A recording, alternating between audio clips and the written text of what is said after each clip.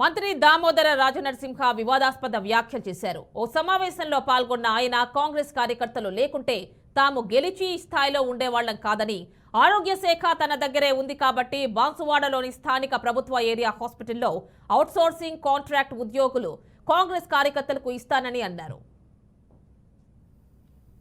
నాయకులకు కార్యకర్త విలువ తెలియదు.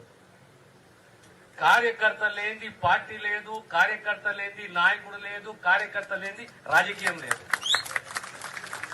ఈనాడు మేము ఈ స్థాయికి ఎదిగినాము, వచ్చినాము, ఉన్నాము, నిలదొక్కున్నాము, ఓడినా గెలిచినా అంటే దాని వెనుక బలము స్ఫూర్తి ఎవరు అంటే కాంగ్రెస్ కార్యకర్త. ఈరోజు ప్రభుత్వం అనేది కాంగ్రెస్ ప్రభుత్వం, అందులో కూడా ఆ శాఖ మన దగ్గరనే ఉన్నది.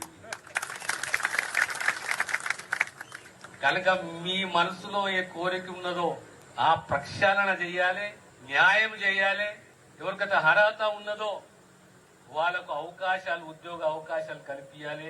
అది అవుట్ సోర్సింగే కానీ కాంట్రాక్టే కానీ ఏ రకంగా మన పర్మనెంట్ ఉద్యోగాలు సుమారు 4,900 మంది స్టాఫ్ ఆఫీసర్లను నియమించినమో అదే రకంగా బాన్సువాడలో కూడా ఖచ్చితంగా మీ యొక్క ఏరియా హాస్పిటల్ కు న్యాయం చేస్తామనే విషయాన్ని సవినయంగా మీకు తెలియజేస్తున్నాను.